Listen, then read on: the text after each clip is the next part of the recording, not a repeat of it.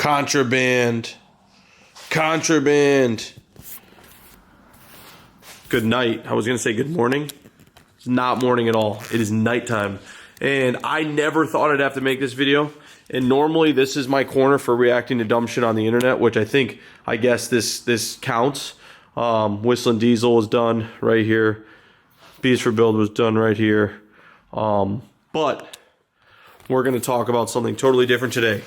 We're going to talk about something that I didn't think it was going to be an issue and kind of ended up on my front door. It's the legality of these cars and the future of these cars. And my opinion on this will be expressed in this. But first and foremost, I have to say, the automotive tabloids that are covering this, which is what I'm going to call Craig Lieberman's channel. He's just an automotive tabloid. He's the National Enquirer or whatever the fuck it's called. All the other automotive tabloids that are posting articles are really loaded and cryptic titles and shit. They're not doing anyone any favors except for getting some clicks. And then you guys who are reading the article title and being too lazy to actually read the article and then regurgitating the title in comments, that's a huge part of the problem as well. So while you're watching this video, let's clear everything up as quickly and easily as we can and make it make as much sense as we can. If you don't know what's happening, over the last 2 years, not a lot of people know this, somebody got in trouble for the way they were importing cars. I need to start off by saying not a single YouTuber or friend of mine has a car negatively affected by the list. And if you don't know what the list is, it's a list of 400 some odd cars that were brought in by this one gentleman and his wife and their business. And to my knowledge, everyone I've spoken with is safe from this list. The list has 400 cars ranging from Hondas to R34 GTRs over the last, I forget how many years, 8 years or something, that were brought in incorrectly. Let's call it that, because I don't want to say they were brought in illegally, because some of the cars I think are legal and have been legal. The list kind of comes across as lazy by the government officials that make the list. The reason I say that is because if there's an R32 GTR on the list, this guy's only been doing this 8 years. You know, I mean, granted the oldest R32 is 7 years, but if there's R32 GTRs on the list, or cars that were brought in which there is on the list, it says the date they were brought in, it says the year of the car, after they were 25 years old, they shouldn't be considered contraband. But I think the laziness stems from somebody getting their ass ripped by a superior. That's all I can imagine. Florida Department of Transportation has allowed this person to register 400 cars fraudulently. And now I have to say one thing. Sean Morris, no hate. Craig Lieberman, no hate. But they're reporting on this as if the issue is the cars. And the issue is not the cars. The issue that the people are, it just so happens to be cars that they were using to do fraudulent things. The issue is the fraud. There's identity fraud. There's a bunch of different charges, 120 charges of identity fraud, like crazy shit.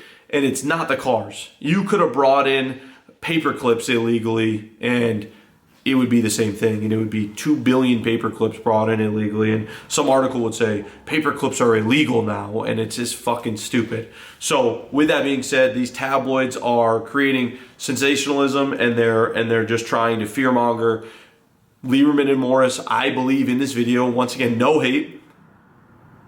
Lieberman especially, he is a tabloid. He is the National Enquirer. He's those shitty magazines when you go up to the cash register at a grocery store. This dude's hanging on to his Fast and Furious glory days hard. And he's doing it wrong. Sean Morris commenting on it makes sense. Sean Morris has always taken the stance that his business is negatively affected from cars brought in illegally, wrongly, fraudulently, whatever it is, and he's not wrong. So we can't hate on Sean for that scenario.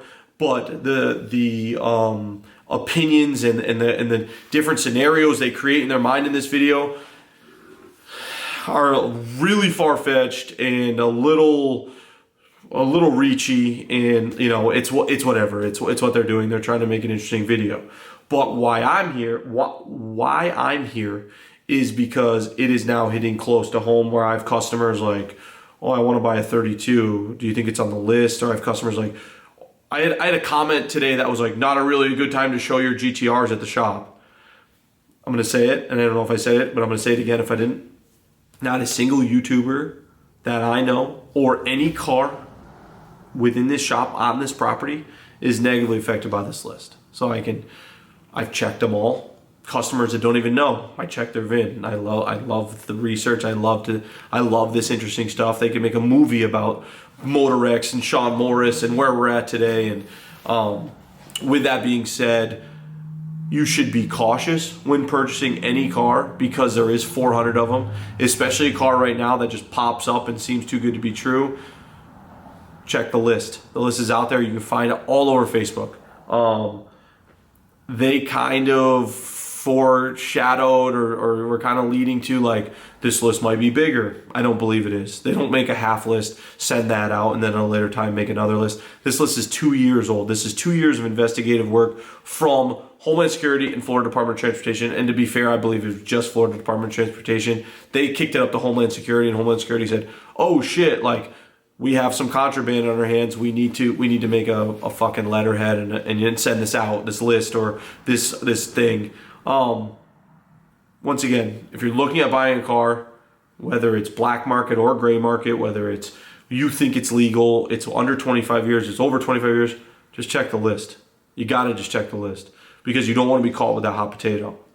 Unfortunately, it is a very similar scenario to Motorex that Sean Morris worked at. I don't know the timeline and when that happened. If you don't know, Sean Morris did work for Motorex, but Motorex did things wrong. They did things very wrong. And the owners at that time got very fucking lucky. There was another incident with Kaizo. Some of the owners didn't get lucky. Some of them did get lucky. But with that being said, every time someone thinks they find a loophole or thinks they got it figured out, they get caught, and most of the cars get grandfathered in. This is the one instance where 400 cars are illegal. They're contraband. They want them out of the country or whatever. And the inference, the way they're talking, like, oh, Homeland Security said you can get it out of the country, and Sean Moore's like, but that might not be true. Or Florida Department of Transportation said you can get it out of the country, but that might be true. Now might not be true. I'll give you a little story I heard. I know multiple people with cars on the list. A couple of them have registered in other states with no issue. Now, I'm not saying that's right. I'm just telling you the facts that I know. And I heard of somebody getting a phone call. And the phone call went, hi, this is Officer blah, blah, blah, blah, blah from Florida, Florida detective. We have you listed here as owning, I'm going to create a car, R34 Z-Tune. It's on the list. And the person going, yep, I own the Z-Tune, but it's for off-road use now. It's just a track car. I have no use for the title. It'll never be on the road again. And the officer saying, okay, cool. Send us the title.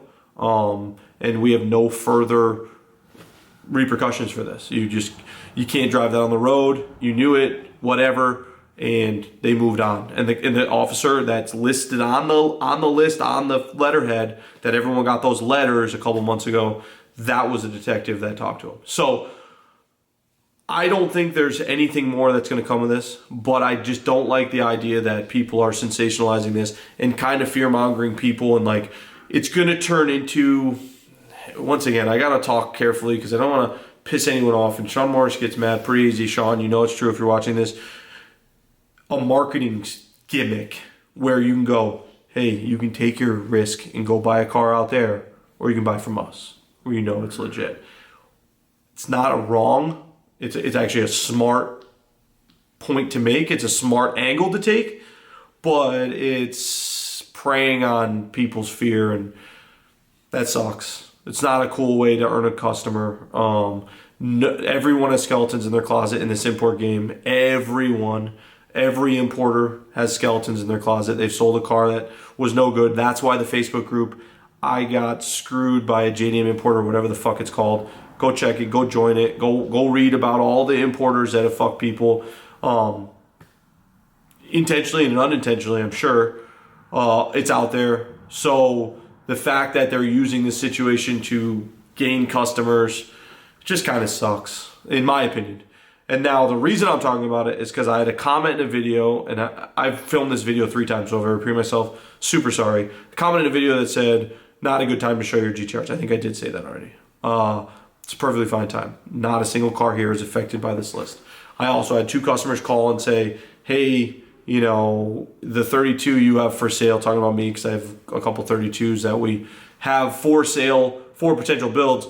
Are they on the list? Can you check? Can you show me the importation paperwork? People wanting paperwork that no one even keeps, like the DMV's taking stuff, and it's not going to be possible. So if you are interested in buying a car, do your due diligence, check the list, get the VIN, run it, do whatever you got to do, and make sure you're safe. I truly believe it is these 400 cars and not another car. And if you're really, really, really concerned about it, make sure you're buying 25-year or older cars. That's the only way to insure it. Even some of those aren't safe, but there's not that many on the list versus the other, you know, the newer cars. So with that being said, just wanted to clear that up for people who didn't read the article or saw comments in other videos. We got to stop this before it spreads all over and turns into like some weird automotive epidemic where people are like not touching these cars because we fucking love these cars and we want them. Don't be scared. Do your research. Don't buy a car blindly. And if you see someone spreading misinformation, fucking correct them.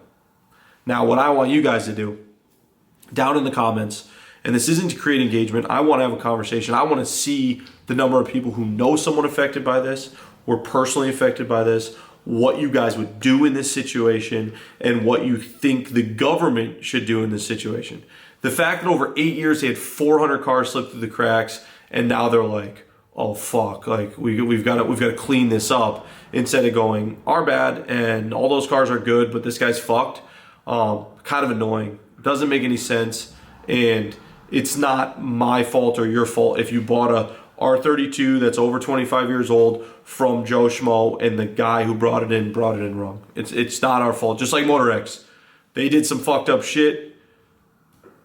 The government said, hey, we let this happen, we let this through the cracks, we're going to penalize the guy who did it, and we're going to move on. That's what should happen in this situation. Well, put it in the comments, start a conversation. Don't talk shit.